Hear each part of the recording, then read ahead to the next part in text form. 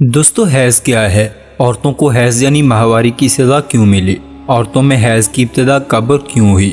حیض اور استحاضہ میں کیا فرق ہے؟ یہودی حیض والی عورتوں کے ساتھ کیا سلوک کرتے تھے؟ اور قرآن مجید میں حیض والی عورت کے حوالے سے کیا حکم ہے؟ حیض کے حوالے سے نبی کریم صلی اللہ علیہ وآلہ وسلم نے کیا ارشاد فرمایا ہے؟ آج کی اس ویڈیو میں ہم آپ کو عورت کے حیض کے ایام اور مسائل کے حوالے سے انتہائی اہم معلومات فراہم کریں گے، اس لیے ویڈیو کو اینڈ تک ضرور دیکھیے گا۔ لیکن ویڈیو میں مزید آگے بڑھنے سے پہلے نئے آنے والے دوستوں سے گزارش ہے کہ ہمارے چینل کو سبسکرائب کرتے ہوئے ساتھ موجود بیل آئیکن کو دبا دیں۔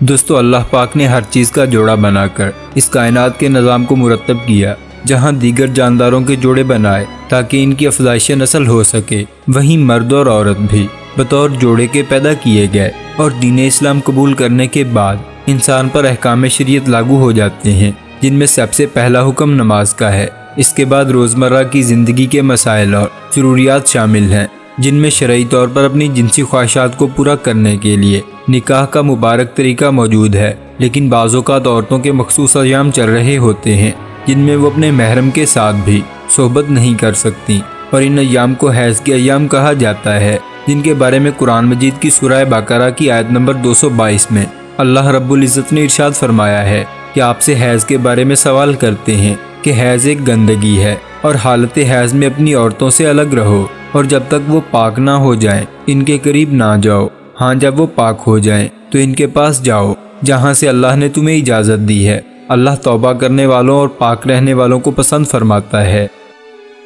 دوستو، صحیح مسلم میں حضرت انس رضی اللہ تعالی عنہ سے روایت ہے کہ یہودیوں میں جو کوئی عورت ایام سے ہوتی، یعنی جس عورت کو حیض ہوتا، تو وہ لوگ نہ صرف اس کے ساتھ کھاتے پیتے نہ تھے بلکہ گھروں میں سونا اور بیٹھنا تک چھوڑ دیتے تھے۔ چنانچہ نبی کریم صلی اللہ علیہ وآلہ وسلم سے صحابہ کرام نے اس حوالے سے پوچھا کہ حائضہ عورت کے بارے میں یہودیوں کا تو یہ عمل ہے، ہمارے بارے میں کیا ارشاد باری تعالیٰ ہے؟ تب اللہ رب العزت نے یہ آیت نازل فرمائی، یعنی یہ لوگ جو آپ سے حیض کے بارے میں پوچھتے ہیں، رسول اللہ صلی اللہ علیہ وآلہ وسلم نے فرمایا کہ تم اپنی عورتوں کے ساتھ جبکہ وہ حائضہ ہوں سوائے صحبت کے جو چاہے کیا کرو۔ جب یہ خبر یہودیوں تک پہنچی تو انہوں نے کہا، یہ آدمی یعنی محمد صلی اللہ علیہ وآلہ وسلم ہمارے جس دینی امر کی طرف متوجہ ہوتے ہیں اس میں ہماری ضرور مخالفت کرتے ہیں۔ یہودیوں کی زبانی یہ بات سن کر دو صحابہ کرام دربار رسالت میں حاضر ہوئے اور عرض کیا کہ یا رسول اللہ، یہودی ایسا کہہ رہے ہیں،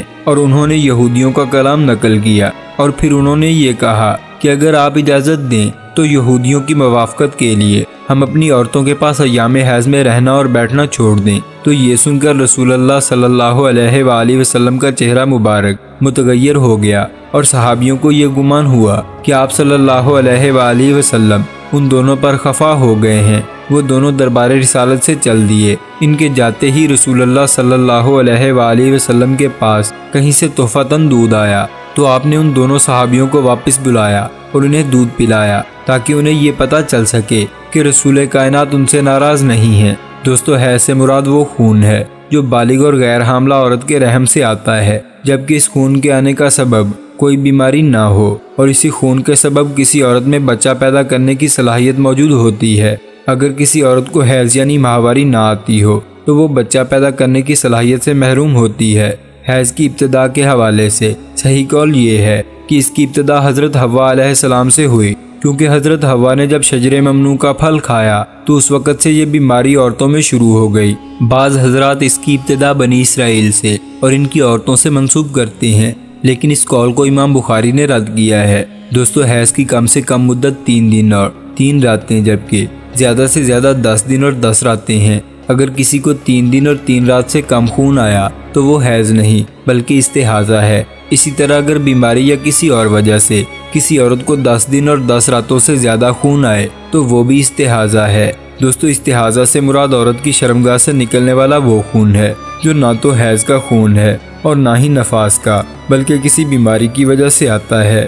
حدیث کی بعض کتابوں میں اس مضمون کی روایات بھی موجود ہیں، جس میں کہا گیا ہے کہ بنی اسرائیل کی عورتوں کو مسجدوں میں جانے اور مردوں کے ساتھ باجماعت نماز ادا کرنے کی اجازت تھی۔ وہاں انہوں نے ایڑیاں اونچی کر کے مردوں کی تاک جھانک شروع کر دی اور نماز کے دوران نامحرم مردوں سے اشاروں میں باتیں کرنے لگیں۔ چنانچہ انہیں مسجد جانے سے روک دیا گیا اور ان پر حیض مسلط کر دیا گیا۔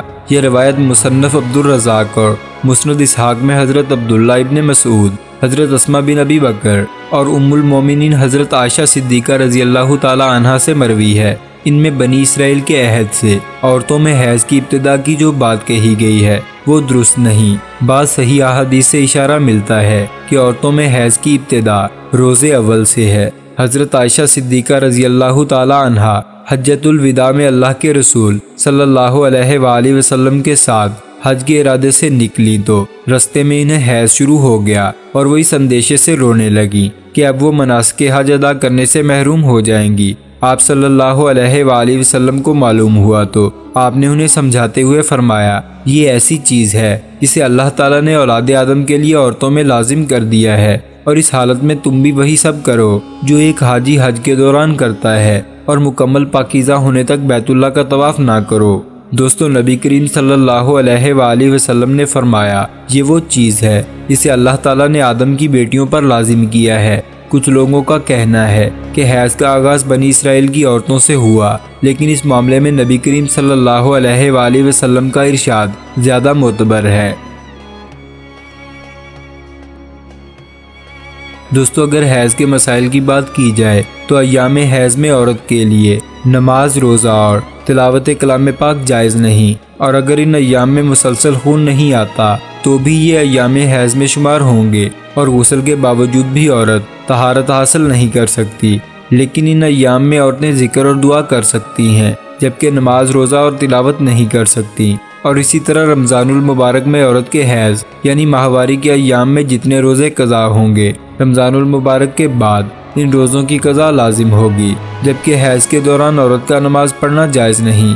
اسلام میں عورتوں کو حیض کے دوران نماز معاف ہے، یعنی نماز کی قضا لازم نہیں۔ اس کے برعکس حیض کے ایام میں عورت کے ہاتھ سے پکی ہوئی چیز نہ کھانا یا اسے اپنے گھر کے دیگر امور سے بے دخل کر دینا اسلام کے قوانین کے بالکل خلاف ہے، اور شریعت اسلام میں اس چیز کی اجازت نہیں۔